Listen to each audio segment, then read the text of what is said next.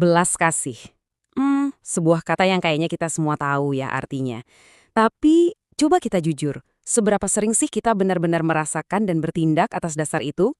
Nah, hari ini kita akan bedah lebih dalam lagi makna belas kasih lewat kisah dan ajaran salah satu tokoh paling berpengaruh dalam sejarah. Kita akan gali, apa sih yang bikin belas kasih versinya itu begitu radikal? Yuk, kita mulai. Oke, jadi perjalanan kita hari ini akan terbagi jadi 5 bagian. Pertama, kita lihat dulu kenapa belas kasih itu penting. Lalu kita akan bedah apa itu kasih yang radikal. Setelah itu kita lihat contoh-contohnya dalam tindakan nyata. Kita juga akan cari tahu apa sih motivasi di baliknya, dan yang terpenting, gimana caranya kita bisa mempraktekannya sendiri. Kita masuk ke bagian pertama, dunia yang membutuhkan. Ya, karena jujur aja deh, belas kasih itu nggak akan ada artinya kalau nggak ada penderitaan yang nyata di sekitar kita. Dan semua ini dimulai dari sesuatu yang sangat personal buat kita semua. Coba deh, kita jujur sama diri sendiri sebentar. Pernah nggak sih kamu lihat orang lagi menderita, mungkin di jalan, di berita, atau bahkan teman sendiri, terus di dalam hati ada dorongan yang kuat banget buat bantu? Nah, perasaan itu, percikan empati itulah yang jadi titik awal pembahasan kita kali ini. Dan ini tuh bukan sesuatu yang aneh ya kan? Ketemu orang yang lagi susah, yang lagi berjuang, itu ya bagian dari hidup kita sehari-hari. Nah, disinilah konsep belas kasih itu berubah. Dari yang tadinya cuma ide bagus, jadi sebuah kebutuhan yang mendesak. Oke, sekarang kita masuk ke bagian yang seru nih. Gimana belas kasih ini bukan cuma sekedar perasaan, tapi sebuah prinsip yang radikal banget. Kita akan lihat beberapa ajaran inti yang benar-benar menantang cara kita berpikir selama ini. Coba deh, dengerin baik-baik betapa menantangnya kalimat ini. Bukan kasihilah sahabatmu, bukan kasihilah keluargamu, tapi kasihilah musuhmu. Wah, ini benar-benar ngebalikin logika dan naluri alami kita buat membalaskan. Standar etikanya tinggi banget. Dan nggak berhenti di situ loh. Standarnya bukan lagi kebaikan manusia pada umumnya, tapi meniru kebaikan ilahi. Ini tuh ajakan untuk jadi murah hati tanpa hitung-hitungan untung rugi, persis seperti sumber kemurahan hati itu sendiri. Jadi intinya tuh gini, belas kasih, pengampunan, sama nggak menghakimi itu satu paket, nggak bisa dipisah-pisah. Ini bukan cuma soal ngasih bantuan fisik, tapi juga soal melepaskan hasrat kita untuk menghukum atau menyalahkan orang lain. Jadi kalau kita rangkum, kasih yang radikal ini tuh dibangun di atas 4 pilar utama. Murah hati tanpa mikirin syarat, pengampunan yang aktif, bukan nunggu minta diminta, memberi tanpa mikir nanti dapat balasan apa, dan punya empati untuk semua orang, bahkan untuk musuh sekalipun.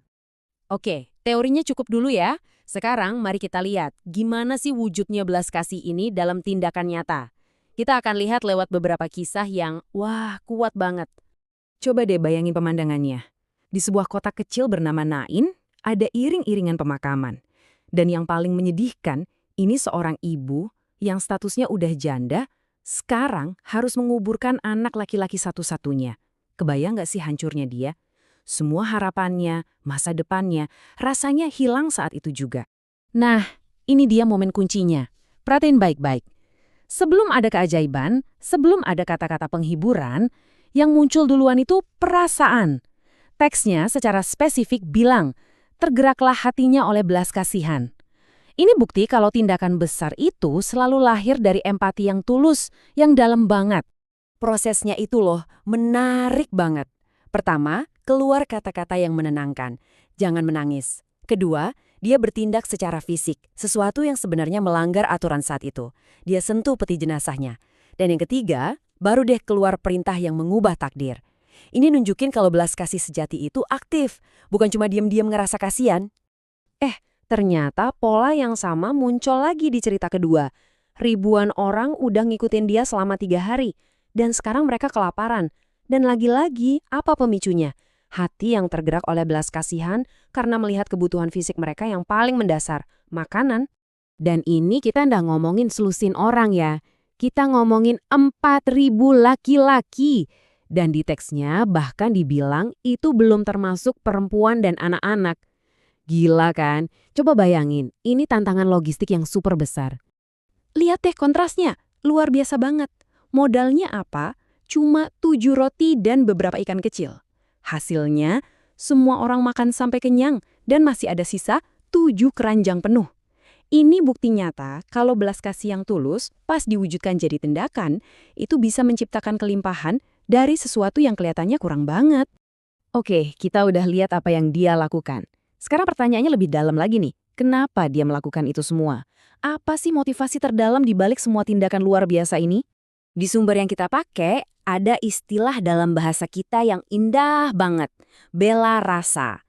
Ini tuh lebih dari sekedar simpati ya. Ini adalah sikap di mana kita ikut merasakan penderitaan orang lain seolah-olah itu penderitaan kita sendiri. Nah, inilah mesin penggeraknya. Jadi, badannya jelas banget. Ini semua bukan buat cari panggung, bukan buat cari pengikut. Motivasinya murni banget. Cuma mau bebasin orang dari penderitaan dan bikin mereka bahagia. Udah, sesimpel itu. Tulus. Nah, ini dia, bagian yang paling penting. Terus, gimana caranya semua cerita dan prinsip ini jadi relevan buat kita sekarang? Gimana kita bawa ini semua dari sekedar wawasan yang keren jadi tindakan nyata dalam hidup kita? Ternyata ada panduan praktisnya. Cuma 3 langkah simpel. 1. Rencanakan. Jadi jangan nunggu momen, tapi coba deh aktif cari kebutuhan di sekitar kita, terus rencanain mau berbuat apa. 2. Bertindak. Ya wujudin rencana itu. Dan 3, ini yang sering kita lupa. Renungkan. Coba pikirin lagi pengalamannya. Apa sih dampaknya buat orang itu dan juga buat diri kita sendiri? Jadi, saya mau ninggalin teman-teman semua dengan satu pertanyaan ini.